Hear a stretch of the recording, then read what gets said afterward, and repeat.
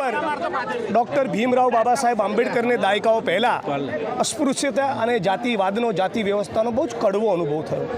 એની સ્મૃતિમાં સમગ્ર ગુજરાત અને દેશના દલિતો ભીમ સૈનિકો બંધારણને નજર સમક્ષ રાખી સાચા અર્થમાં સંવિધાન લાગુ થાય, માનવતા સ્થપાય, સમાનતા, ન્યાય અને બંધુત્વ જળવાય અને અસ્પૃશ્યતા અને જાતિ વ્યવસ્થાની લાગણી થાય એવી ભાવના સાથે આખા ગુજરાતમાંથી દેશના ખૂણે ખૂણેથી આજે સંકલ્પ ભૂમિમાં લોકો આવતા હોય છે.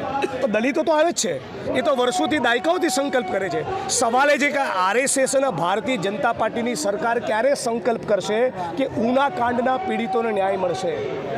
ભાજપની સરકાર ક્યારે સંકલ્પ કરશે કે થાનગઢના પીડિતોનો ન્યાય મળશે?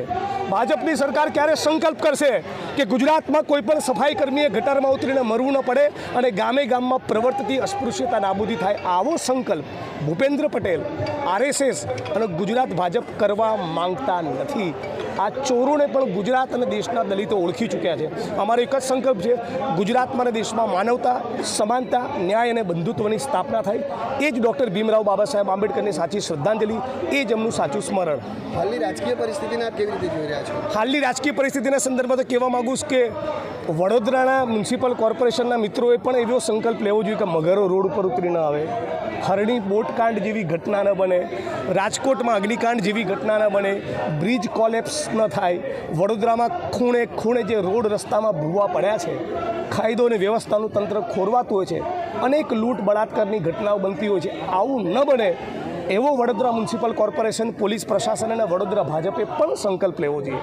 અહીંયા આવીને બાબા સાહેબની સ્મૃતિમાં માળા તો પહેરાવશે, પણ દિલ મેં રામ બગલ મેં છુરી એવો એમનો વ્યવહાર એ વડોદરા શહેરના ગુજરાત ઓળખી ચૂક્યા છે. ગુજરાતમાં કોંગ્રેસનું આ વખતે કેવું રહેશે? કારણ કે જે પ્રકારે કોંગ્રેસ હવે આજે હું સામાજિક મુવમેન્ટમાં ઉપસ્થિત રહ્યો છું. રાજકીય કોમેન્ટ કરવું બહુ ઠીક નહીં, પણ તમારા સવાલના જવાબમાં એટલું કહીશ કે બંધારણને આંખ સામે રાખીને કોંગ્રેસ પાર્ટી લડશે. આજે સંકલ્પ ભૂમિ દિવસ છે. ખરેખર આ વડોદરાને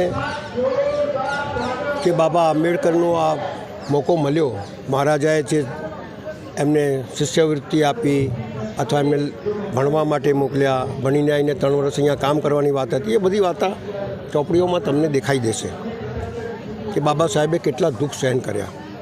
કારણ કે તે વખતે એ જમાનાની અંદર છૂઆછૂતની બીમારી હતી, કોઈ અડકે તો બી નાહવા જાય. એ સમાજના ઉત્થાન માટે જો કોઈ માણસ આગમાં કૂદ્યો હોય તે બાબા સાહેબ આંબેડકર હતા.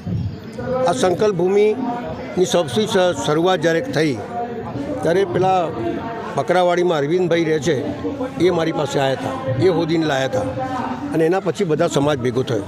સૌથી મૂળ વાત જે છે એ કે બાબા સાહેબને દિયા ક્યાં સમાજ को શું આપ્યું? उसने बोला शिक्षित बनो, સંગઠિત બનો અને સંઘર્ષ કરો. એ નારા અને એને જ્યારે સંવિધાન બનાવ્યું ત્યારે કોઈ એક જાતિની વાત નહીં કરી. એને આ દેશના ઉત્થાન માટે, દરેક જાતિને ઉત્થાન માટે મૂળ મંત્ર ગરીબોથી લઈને ઉપર સુધીને આપ્યું છે. આજે પણ કેટલા લોકો માલદાર થઈ ગયા છે, એના બતાવ્યા રાસ્તા ઉપર આગળ વધી ગયા છે, પણ આજે પણ સમાજમાં પૂછતા નથી. આજે પણ 10 કિલોમીટર पर તમે જતા રહો દેશની અંદર 10-20 કિલોમીટર, जाति, भाषा, रहन सहन, खाना पीना, यहाँ तक भगवान बदल जाता है. એ દેશની અંદર બાબા સાહેબની આપેલી થિયરી જો મજબૂતાઈથી આગળ વધે અને જ્યાં સુધી ગરીબ માણસને ન્યાય નહીં મળે, પછાત વર્ગને ન્યાય નહીં મળે, આજે પણ નિષ્પક્ષતાનું ઉદાહરણ દેખાવામાં આવે છે, એ જબ તક નહીં મિટેગા તબ તક એ દેશ મજબૂત નહીં હોગા, એસા મેરા માનના હૈ.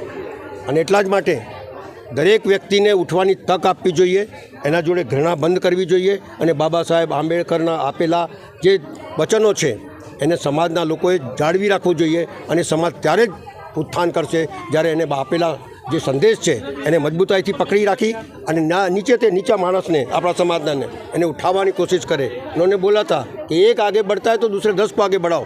इस तरह से जो समाज आगे बढ़ेगा तो समाज भी आगे बढ़ेगा और देश भी मजबूत हो जाएगा.